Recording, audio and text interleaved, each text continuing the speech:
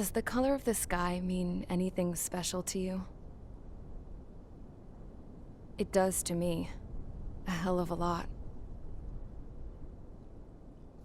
When I close my eyes, the sky in my dreams is a deep, dark blue.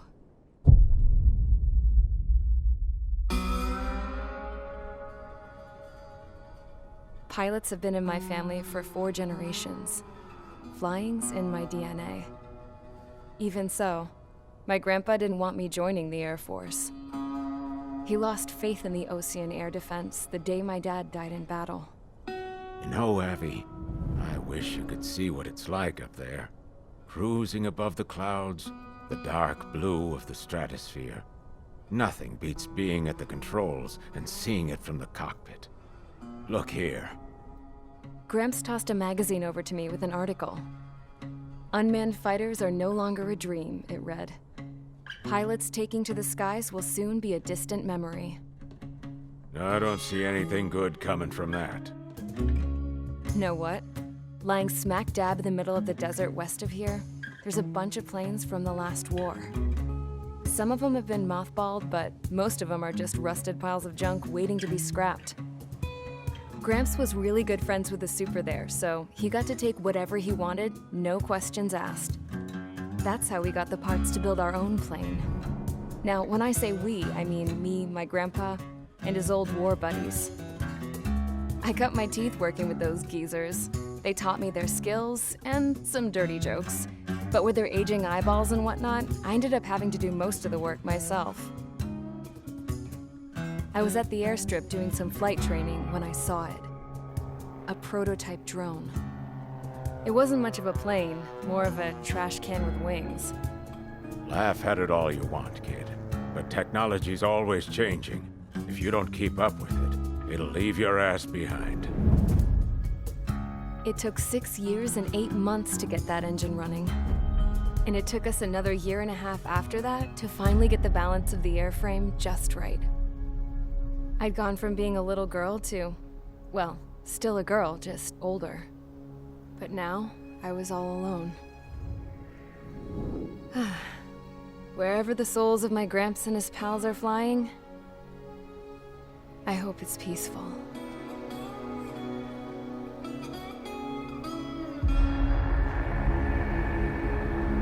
Then, finally, I was ready to break the sound barrier.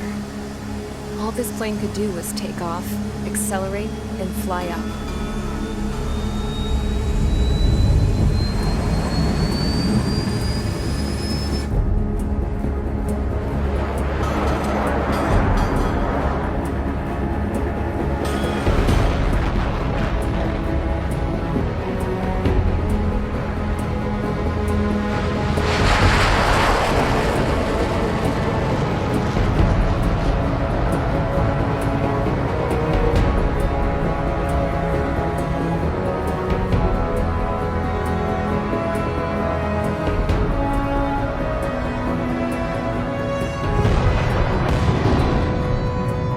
So, I flew up, straight up, through the clouds, higher into the sky. Dark blue. I could almost touch it. Then I saw Osia's fighters. They were tailing something. A drone. They were going full out chasing that thing. Doing 30 Gs at least. Damn, I've never seen anything move that fast. It had a rose painted on it. The Erusian emblem. But that country's a whole continent away from here. Right. You should have put in my investment in this piece of junk. Should have built a return too.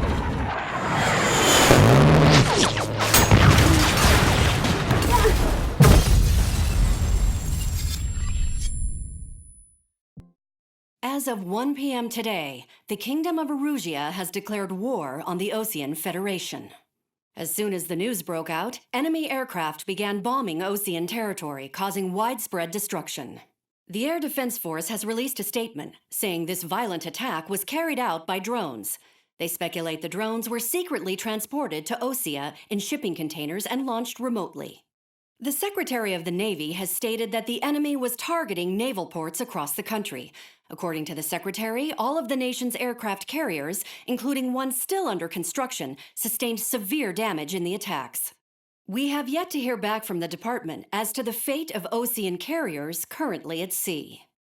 Hold on. I've just received breaking news. The International Space Elevator, which is being built in southern Usea, has been seized by the Erusian Army. Reports say former President Harling was touring the site at the time, but his current whereabouts are unknown. Our sources in government tell us it was Harling's policies regarding the space elevator that caused economic frictions in the area, and which ultimately led to this war. Located near Erusia, on the continent of Usea, the space elevator has been under construction for some time now. The Executive Office of the Ocean Federation has declared a national state of emergency. They have ordered all its armed forces, including Usian peacekeepers, to mobilize and make the necessary preparations to launch an immediate counterattack. Ladies and gentlemen, our country is officially at war. Stay tuned for further updates. Breaking news from ENN. Osea launched an attack on the capital today, striking Farbanti from their aircraft carrier, the Kestrel II. After a brutal battle, the Erusian Air Force successfully repelled them. During the air raid, the Ocean Air Force fired missiles at the city and managed to shoot down a number of Erusian fighters. Some of the disabled planes then crashed into residential areas. The world was screwed. 20 years ago, the Earth got slammed by an asteroid. Usea was on the wrong side of the planet and got hit. Hard. Refugees swarmed the Erusian Republic, the biggest country on the continent, plunging it into chaos. They were desperate and started a war, one they had no hope of winning. That's the war my dad fought and died in.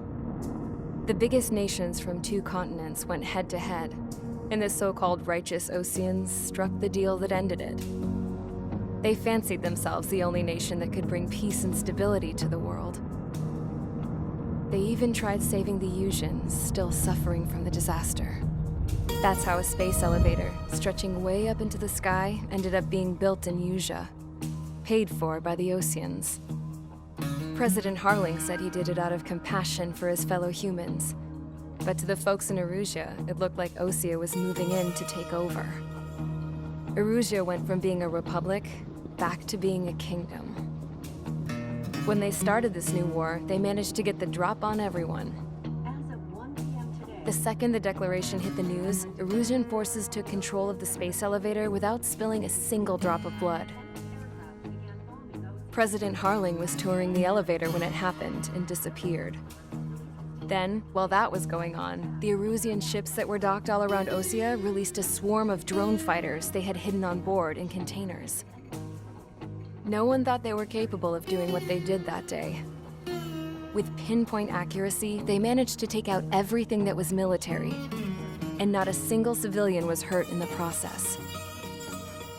Osea pissed lots of people off with their huge military presence around the world. Erusia didn't have the same reach, but they could hit their targets faster and cleaner. And when all this was going down, I just so happened to be in my flying drag racer.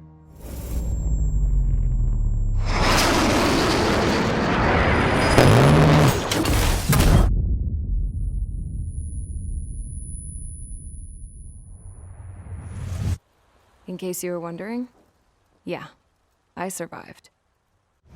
I crashed in a bombed-out Ocean Air Force base, then got arrested for breaking wartime aviation laws or some crap. The world went from being at peace to being at war, all in the blink of an eye. I am Princess Rosa Cassette Delete of the Kingdom of Erusia. Today, Ocean airstrikes have shattered the lives of countless Erusians.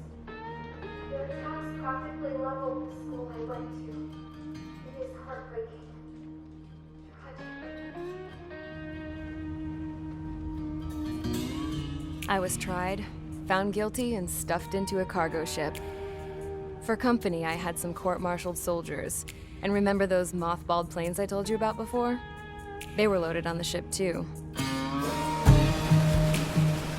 We headed off down south for several days, and then swung east. That's how I got here. I was thousands of kilometers from Erusia on the opposite side of the Yuzian continent. For a port, it was dull as hell. It had 3 rusty patrol boats, and the base?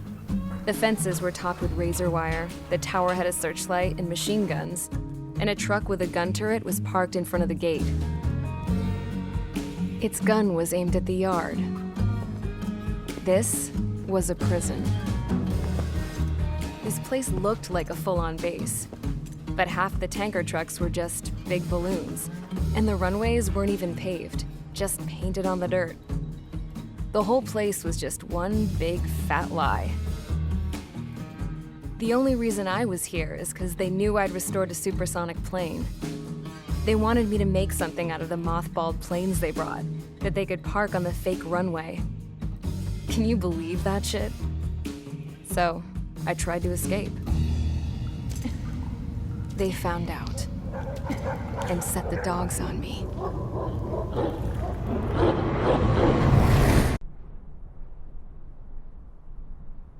Here he comes.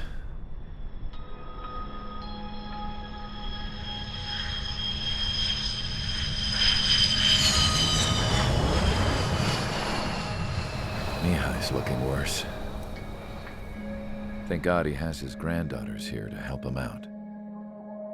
They're sisters, 15 and 10. Engaging the enemy in combat so we could use his physiological data to improve the drones had always taken a toll on Mihai's body.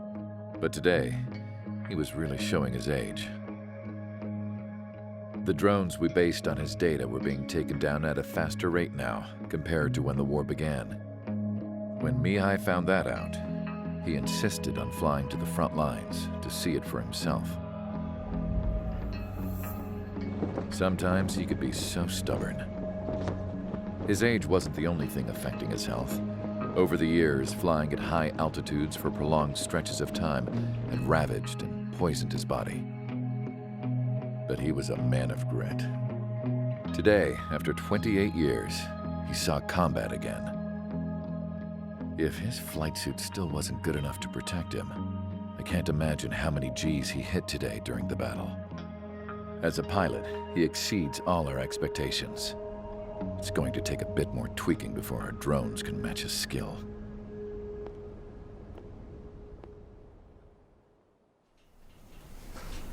How penal is this penal unit, you ask? This place is a shithole. If you took the stink of all the corruption in the world, then corralled it all in one place, that would give you a pretty good idea of what the air smells like around here. We got all kinds of critters, too. Everything from flea-ridden guards, rabid dogs, and a mechanic doing the stretch for life. I can't forget the rats. Yeah, we got those. And some pilots who got their wings clipped, too. One's a great pilot, but a lousy thief. One's a gambler with no luck. And one's an anarchist with no balls. Their job here was to rev the engines on the fake runways. The idea was for Erusia's spy satellite to pick up the heat sig. Even though there weren't any real fighters here, it looked like it on their infrared. I bet you're wondering, if Erusia lost the war, how come they still have a spy satellite? Because someone over there was smart enough to train a bunch of computer nerds to hack into half of Osia's satellites. That's how come. Every now and again, I'd try to bust out. And every single time, those damn dogs would drag me right back. When I was in my cell, I'd hear this voice coming from the guards room. It was the Erusian princess rallying her people on the Erusian national broadcast. All us prisoners had become big fans of hers. You want to hear something funny? The guards were big fans too. I swear to God, every time she was on the air, they'd turn up the volume on the radio and sit there listening. I could see how someone like her could win the hearts and minds of soldiers and workers alike. When the princess said something, you could tell she meant every word. Lately, she'd been having more fun with her speeches, and that made her seem even more charming. You could say her charm was like a virus. Whenever she'd point out stuff that was wrong with Osia, the prisoners in here went nuts. Hell, if anyone knew how messed up Osia was, it was the prisoners. They'd shout, "Burn Osia down." No way am I just gonna sit here and rot away in this hellhole. Dark blue. Instead of building fake-ass planes to trick Arusia, I'm gonna build one that'll really take off. You can count on that.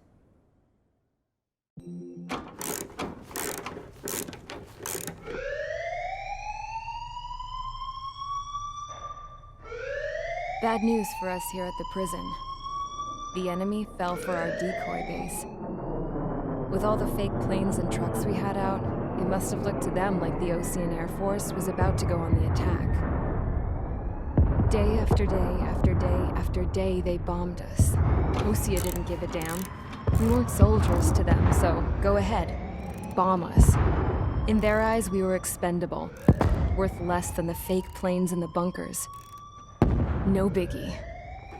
While I made fake planes, they had me put together some working ones. Then, some genius at HQ decided we should send it up, so the base looked legit. Thankfully, we had people to crew them. It didn't matter what we were locked up here for anymore. Top brass needed pilots, and criminals were all they had. A crook, a gambler, an anarchist. Just your typical lowlifes. They threw each one of them in a cockpit and sent them up to intercept the enemy's planes. But in the end, it was all just for show. So, up they went, day after day after day. Today they tossed someone new into the mix. Wonder what he did to get sent here. My dad died flying for the Osean Air Force. When your allies are surrounded, one of the most dangerous missions is giving them cover to retreat. Whoever signed up for that was a real hero. But even more dangerous than that was being the one who had to cover the rear guard's retreat. That was my dad's job, and one time, he called it off. Said it was too late for him. Said anyone else would have done the same.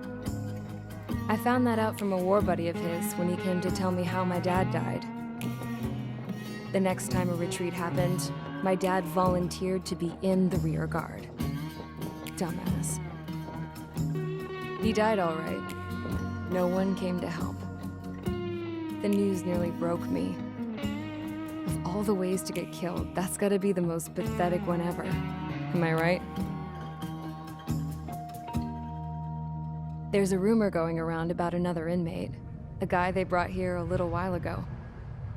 Get this, talk in the cell block says he was sent here because he killed Harling, the president of Osea during the last war, remember? He's the one that sent my dad on that suicide mission. He's the reason I had to go live with my grandpa, and why me and Gramps started building a supersonic jet. He's the reason I ended up here. Maybe I should give that guy a thank you note for killing him. Nah. God, I hate the smell of this place. It's all fake and lies and bullshit. It reeks. Mihai's granddaughters liked to keep to themselves mostly. They were well behaved and possessed a sort of quiet elegance. From time to time, I'd catch myself looking at them, wondering what they were talking about. I'm sure everyone on the base did the same. They were such enthralling creatures. Every night, a crowd would gather around Mihai. They were the men tasked with guarding him in the air. Their jackets all bore the same patch, a relic from a nation that was long gone. Decades ago, during the Age of Expansion, the Kingdom of Arusia absorbed many countries. Theirs was one of them. Mihai asked them, "Yet what is a nation? Can we actually see the physical lines that divide one from another?" People of my generation can no longer speak the language of our homeland. My grandparents always look sad when they see I have no idea what they're saying to me. Mihai didn't say a word after that. His scarred face betrayed no emotion. He didn't get those scars from flying, though. Mihai was originally from Shalaji. His real name is Mihai Dumitru Margarita Corneliu Leopold Blanca Carol Aeon Ignatius Raphael Maria Nikitas A. Shalaji. When he was young, he was the heir to the Grand Duchy of Shalaji. Then, revolution broke out among his people. Mihai was betrayed by a close friend who pointed a gun at his face and pulled the trigger. The revolution was successful, but the new country that sprang from it was annexed by the expanding kingdom of Erusia. The Erusian royal family allowed Mihai's family to retain their title and noble standing in the new kingdom. But Mihai surprised them all by signing up for the draft like an ordinary Erusian citizen. He was then accepted into the Air Force Academy by order of the king. Mihai soon became an ace pilot. When the royal family was ousted and Erusia became a republic, he continued his service for the new regime. Test sites soon flourished. One day, a classmate of Mihai's granddaughter visited. I noticed the rose emblem.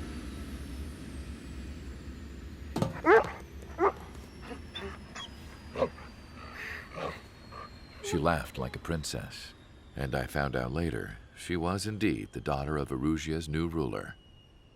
She was the connection to the royal bloodline everyone was looking for, the one to restore the monarchy. This new princess was truly a godsend for the Erusian people. If Mihai's granddaughters were like the moon, she was like the sun, around which everything seemed to orbit. Her face was so expressive. It's no wonder the people of this war-torn country instantly felt at ease when they saw her speeches.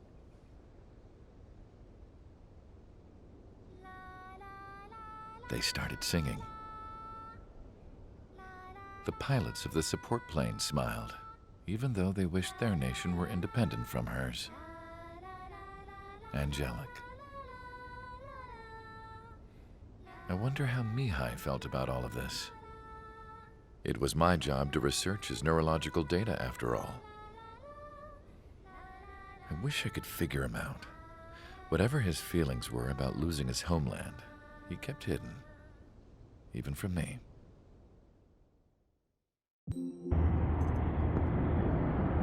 I had a chance to talk to one of the pilots that escaped back here, so I took it. Apparently, 2 of our planes took the enemy on alone. They covered the Allies so they could retreat. The hell kind of idiot does a thing like that? The last pilot to land back at the base was that scrawny anarchist dude. He always had this dumb grin on his face, like he didn't give a damn about whatever he did to get thrown in here with the rest of us. Was he the one who went gung-ho? I bought him a drink later. After the usual small talk, I turned the topic around to the mission. For an anarchist, he struck me as a bit weird. Nothing like what I expected. He talked a mile a minute and kept going on and on about library books. Not encyclopedias, those cheesy adventure novels you read in high school. Nothing against those. I like a good story myself once in a while. But I wasn't here to talk books. I remember that day well. Amidst the swirling clouds, the fighter squadron was trying to help its allies reach safety. He's pretty foolish, isn't he? I thought so too. Suddenly, a highly skilled enemy fighter squadron appeared and began picking them off at the edges. One by one, they fell right out of the sky. Although, I guess there was nobody around that was even more foolish to go to their aid then. So you simply watch things unfold from a distance. Yeah. I mean, who would have ever thought that I'd just go and follow him straight into the enemy squadron like that? After what felt like decades, I finally got to the info I was looking for. He wasn't the guy.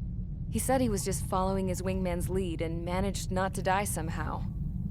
The hero on this mission was the new guy. The one that killed Harling. How did you feel? I'm still kind of shaken up, actually. But you know, I do feel a certain sense of pride, too. He really is foolish, isn't he? Yep, he sure is.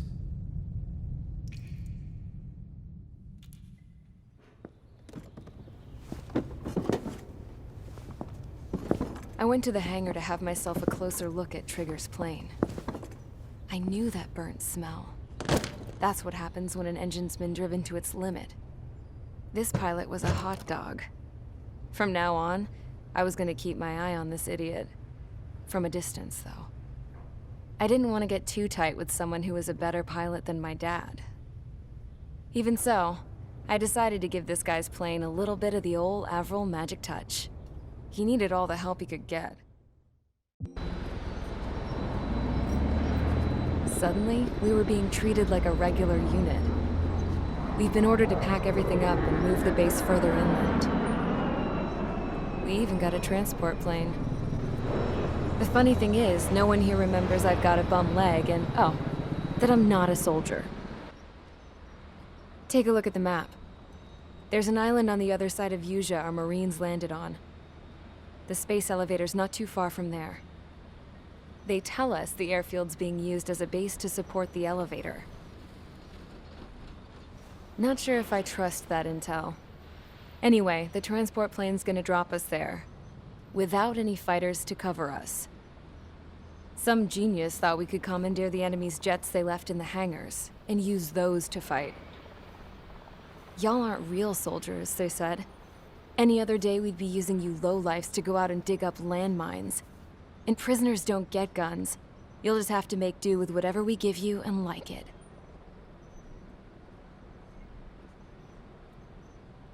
A phone. They don't let us prisoners near them. But with all the hustle and bustle of moving the base, they forgot to lock this one up. Looks like an antique. I lost my right for a phone call ever since I was arrested and locked up. It's trippy to think that I can just hook it up, dial a number, and talk to someone from my own country. Planning escapes ain't all I'm good at. I'm plenty good at remembering phone numbers, too. A little while later, I headed over to HQ. You must know. We did get a call direct from command. That pipe, what exactly are you doing with it? My grandfather had a lot of friends in the Air Force from his time as a lieutenant. My point? Well, you're going to set out in your own special aircraft. Then you'll send everybody else off in the wrong direction while you head somewhere else. All right, fine. But just you and you alone. You're the only one allowed on board. Besides, there's only one seat left. I said cool. That's exactly what I wanted to hear. I was born downtown, in our capital. When I recall my homeland, my thoughts are filled with the sights and sounds of the city. But home means something different to each and every one of us. Therefore, I've decided to visit every place where our citizens call home. The Kingdom of Erusia is a land of diversity. Each region has its own unique and special culture.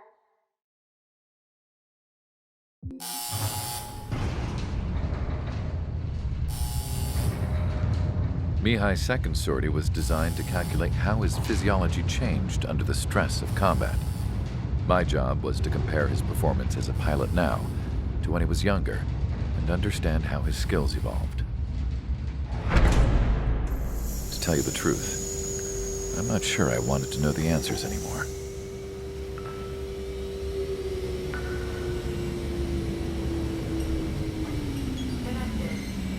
For a man his age, Mihai's body was unbelievably resilient, remarkably flexible. His reflexes were as sharp as they ever were. Still, after all those years of flying in the outer layers of the atmosphere, even someone as strong as Mihai wasn't immune to the effects of the strain. The human body is fragile. It was not meant to handle the excessive amounts of radiation that constantly bombarded the stratosphere. For Mihai's second sortie, we used a flight suit that was still untested. He seemed fine on takeoff, but by the time he landed back at the base, he was clearly a mess. He got caught in a surprise dogfight with an especially stubborn enemy. It took a while for Mihai to bring him down. Suspend mission. suit was ineffective. According to the data, it wouldn't let him fly to his full potential. A new flight suit was made to my exact specifications. When it finally arrived, Mihai's granddaughters glared at me with their disapproval. They blamed me for the pain their grandfather had to keep enduring. But Mihai remained stoic. He wasn't the type of man who cared about anything that happened here on the ground. I wasn't worried about it. I was confident the new suit would protect him thoroughly so that he could maneuver his plane any way he wanted. The moment he took off in his new flight suit, I realized what I had failed to before. Right after takeoff, as the wheels retracted, the plane suddenly arced up. It accelerated so quickly. I had never seen a plane move like that before. Mihai hit the high G's multiple times before disappearing into the blue. The support team couldn't even keep up. And then I knew. I understood why he never seemed to care about restoring his stolen country back to its former glory, and why he didn't seem to care about anything that happened here on the ground. Of course, Mihai's kingdom was the sky.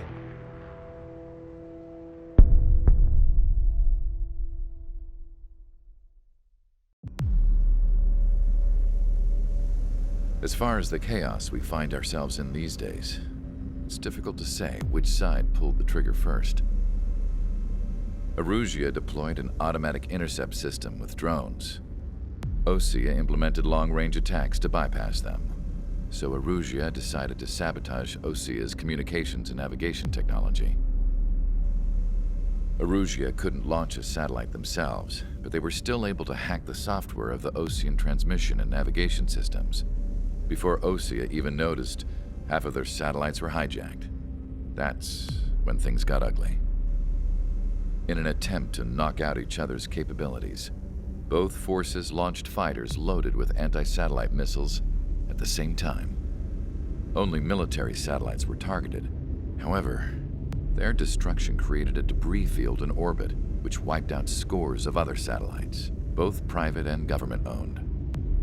What kept the world relatively sane up to that point had been free-flowing data and information. But now, those were gone. All that remained was chaos and confusion. Government and civilian broadcasts and transmissions were cut off. The flow of information had ceased. Forces on both sides of the conflict now found themselves unable to communicate with their superiors. Many of the smaller countries annexed by Erusia and yearning for their independence seized the opportunity and started their own uprisings. As for why some of Osea's military decided to break off from the main force and continue on their own, I have no idea. Perhaps there was some sort of dispute over the chain of command. The continent that had once seen wars that were only fought between Osea and Erusia was now full of numerous conflicts between rival leaders vying for power. Insurgencies were everywhere. I even heard a rumor that a group of Osean convicts had rebelled. Rumors. It never ceased to amaze me that even at a crazy time like this, something as trivial as a rumor could find its way here. Communications from corporate were cut off. Apparently, the entire computer network was down. It was a wise decision to make our drones autonomous with AI instead of being radio-controlled. Wise and forward-thinking. Even with their GPS offline, they can still use their sensors to navigate as long as they're working properly. I'm sure the drones are still working perfectly, following their mission orders to the letter. I wish I could upload Mihai's new data to them. But without a connection, I can't upload the software to the active drones. The new ones we're making, though, there should still be enough time to upgrade those before they're activated.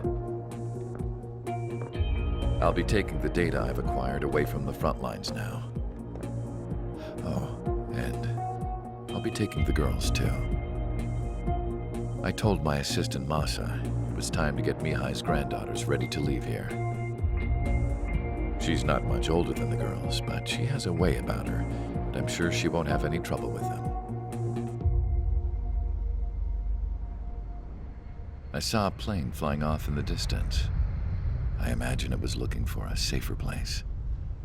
The plane had a rose emblem on it.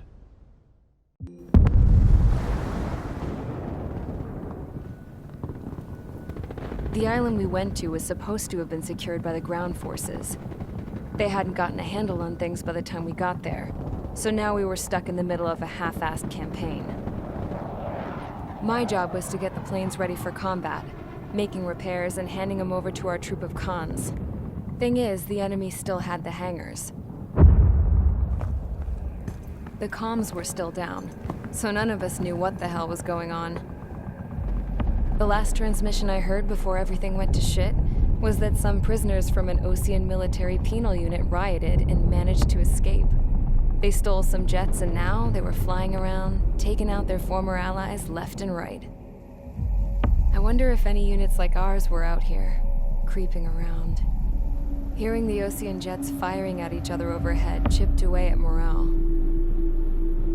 Since the radio was out, it was quiet. I liked it better that way. All I heard was the gunfire. Here we were, walking around carrying rifles. We were pilots, damn it. Friendly fire will probably kill us.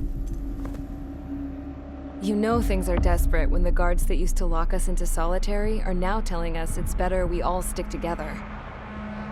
I guess they think our odds of surviving this war are better that way. After walking for miles across the battlefield, we came across the wreckage of a plane. Passenger, not military. I knew that rose. It was an Erusian liaison plane. The guard's dogs smelled something and took off. They led us to a cliff. And the bodies. Today, I lost everything. When Osea attacked our capital, my father, a man who was never really suited to being the king, was killed. I was to be flown out of the war zone to safety, but the plane was shot down by rebels. The entire crew was killed in the crash. Soldiers appeared and one shot at me. My dog went after him and shot him to pieces. He was my best friend. After all those speeches I gave about working together for peace, I thought everyone felt the same as I did.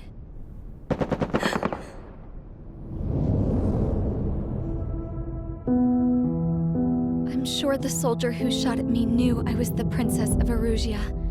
He was Erusian too. More soldiers have come.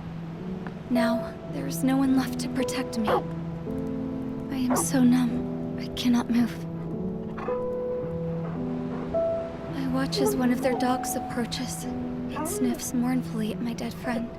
I wonder if it grieves for him as much as I do. I can barely think. I feel weaker by the minute. I don't know who these soldiers are with, but I managed to take a sip of the water they gave me. How long have you been here? Somehow, I muster the courage to answer the woman's question. I tell her I've been there 3 days. They gather around me with grim looks on their faces. What would they do if they knew I was the Erusian princess? After searching the cockpit of the plane, the woman who spoke to me before came back to me. This is an air-to-ground tactical radio. It still works! I noticed she walked with a limp. She knelt down next to me and asked her companions to give me some food. And then, very softly, she said, You see, I used to listen to your broadcasts, Your Royal Highness. Just what did you see here?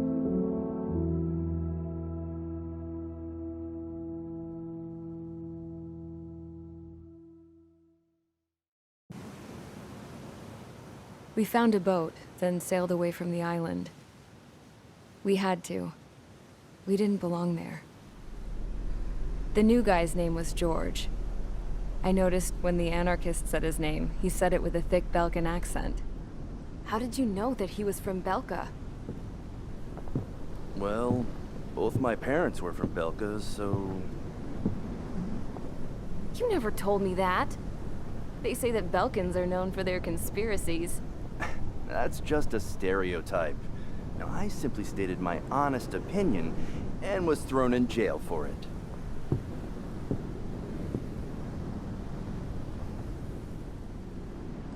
The princess sat there looking miserable.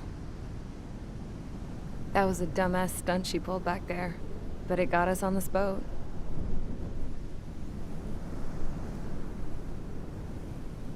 Take a look at that. This ship is heading for a single rope that's hanging down from the sky. Do you know how far the end of that rope reaches?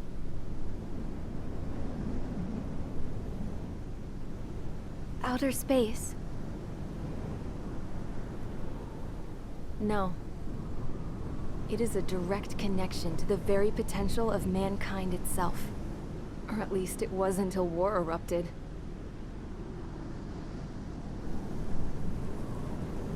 It's my strong belief that the rope might be connected to a very distant, faraway source of great conflict and strife. Even long before the war, the whole world started falling apart once Harling began trying to build it. I often wonder what was going through Harling's mind when he was trying to destroy the very thing that so many people were sacrificed in order to create. Sacrificed? What do you mean? Have you seen all of those countless old space shuttles on Tyler Island that are no longer in use? Yeah. I always thought of them as a good source of scrap. They're an obsolete technology that was abandoned during the construction of the space elevator. Which would mean that if the space elevator was destroyed, it would be that much harder for mankind to reach the stars. Until we find another way. But even then, Harling still went ahead and tried to destroy it. At the cost of his own life. That's not the way I heard it. What I heard was that he sacrificed himself to protect the tower from an incoming missile. Oh, I was told he tried to fly his ship into the tower in order to destroy it. I wonder which story is true, Your Royal Highness. I don't know. Looking at it objectively, it's reasonable to believe that Harling had both options before him. When it comes to which one you think he took, I guess it's like a mirror. Yes, it is. It's like a mirror looking into your own soul, based on whichever choice you believe it was. At the moment, though, I can only see darkness.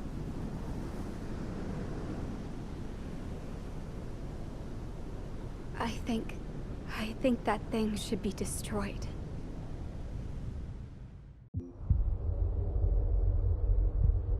When we got to the mainland, we found the space elevator's support facility. I guess this was the factory where they built the gigantic structure the elevator traveled in. There was this little girl sitting in front of a mural. When the princess saw her, she shuddered like she'd seen a ghost. The girl had a stuffed animal. This was the day after the shit went down at Tyler Island.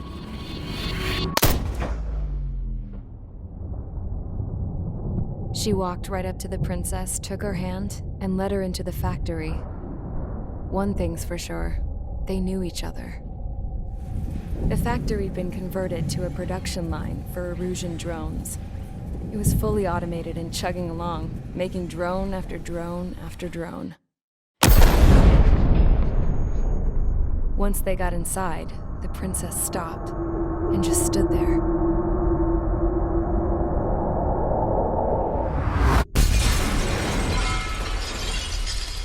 Another girl was there with a man in a lab coat. He was trying to use his keyboard, but she wouldn't let him. She took a data chip and threw it on the ground. Then she walked over to us and took the gun from the prison guard's holster. She pulled the trigger and destroyed the chip.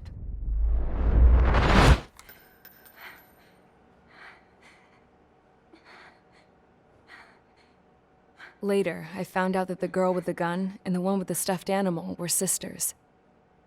They were also the granddaughters of Mihai A. Shalaji, the legendary pilot. Gramps used to talk about him. He said Mihai was the top ace from 2 wars ago. Know any Belkans? Because this guy was a Belkan, and they love to stir shit up. Pitting nations against other nations is a particular favorite of theirs, along with developing hyper-advanced technology. That's right. I'm Belkan, born and raised. My country is gone now. Rather than surrender to its enemy, Belka detonated 7 nuclear weapons on its own soil. My people scattered around the globe, living in the shadows of other countries. We had a new purpose: to breed wars. The theory was that through war, we could achieve our destiny and our revenge. I had just finished inputting Mihai's data when his granddaughter came in. She destroyed the only copy I had of the information I squeezed out of him. The girl loved Mihai. No one knew more than her just how hard I pushed her grandfather for that data, how much I made him sacrifice in the process. I promised his granddaughters that his efforts were not in vain, that it could end this terrible war. But in the end, it only caused more chaos and despair. We were responsible for all this damage, all this tragedy. Now, we were going to pay for it. The Erusians, once our allies, would see to that. I had lost the drive to continue my work, even before I noticed Mihai's granddaughters eyeing me with suspicion that one day. I should have stopped then, for all our sakes. Mihai's granddaughter tossed the gun aside. She said if she resorted to killing, she'd just end up like the rest of us. And by us, she meant everyone, including the princess. Like me, the princess was afraid to look into the girl's eyes. She knew that by encouraging her people, she kept the war going. Mihai and his granddaughter were victims of it, and now, they too were paying the price. Is this for Belka? Or for Erusia?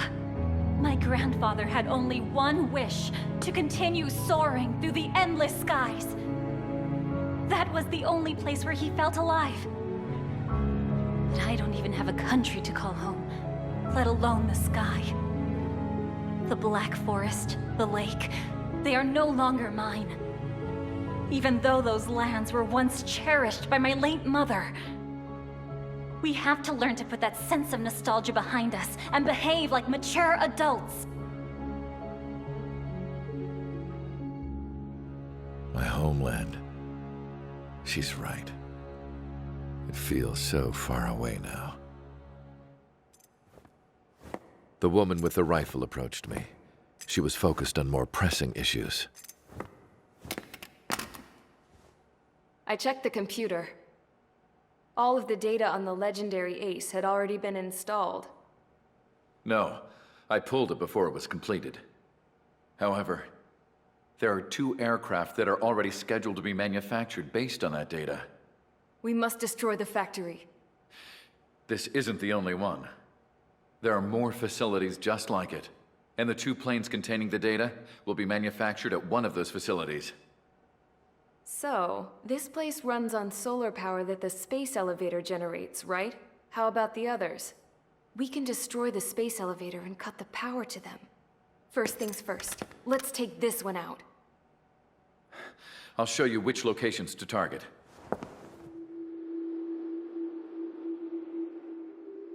I stood there, thinking about that mural by the factory's entrance. Harling commissioned it to be painted, I realized that in the background, behind the dancing figures, the artist had painted several space elevators. I understand now. The space elevator wasn't designed to exploit Erusia after all.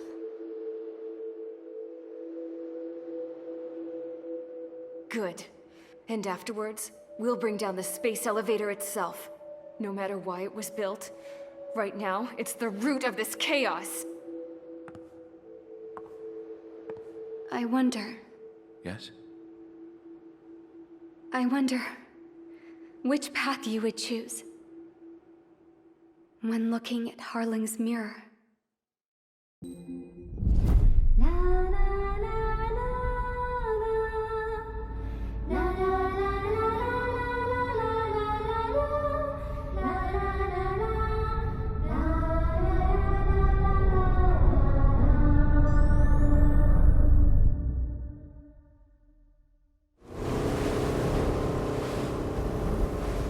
Hell, I can't just snap my fingers and make a plane. Believe me, I wish I could. Right now, we needed one. Bad. When we were coming over on the boat, I remember seeing an aircraft carrier. That gave me an idea. The Admiral Anderson. The name of an old sailor. When the first drone started attacking, the ship wasn't ready for battle yet. It was still in the dock, getting all rigged up. So they rushed to get her ready. I know about Anderson. In the previous Ocean War, he was the commander of a ship that sent out the last fleet of jets. They say the deck was sloping so bad as it sank, the last plane barely made it off. Those fighters ended the war. That story gives me a little bit of hope, especially at a time like this. We're all in the same boat, like it or not. If this war keeps going on like it is, it'll be the end of everything. The military loaded this thing to the rafters with planes. Some were fighters that were going to be delivered to bases in occupied territory. It was hit before it could complete the mission. Jackpot. The hangars were loaded with goodies. This scrap queen's got work to do.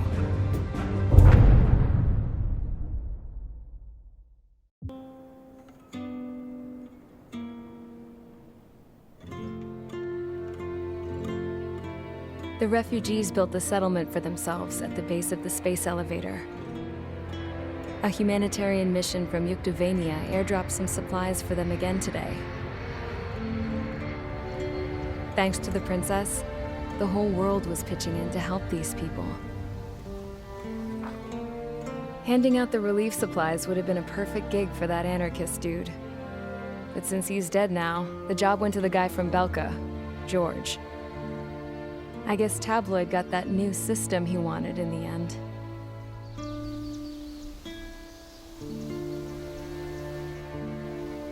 Mihai's granddaughters are helping out too. Mihai. That cranky old geezer's here with us too. I never wanted to create anything, and now here I am, clinging to life. Watching as my grandchildren and their generation make a new future for themselves and the world. Is this my punishment then? All I do is lie here, wasting away. I'll never know the freedom of flying the open skies ever again. I've been grounded, and my wings have been clipped. You know what having peace in the world means? It's being able to die in your own bed at a ripe old age. Peace is what those girls are working so hard for here. We got a bunch more refugees today. And the princess? She's looking to the stars. Dark blue. To the heavens and beyond.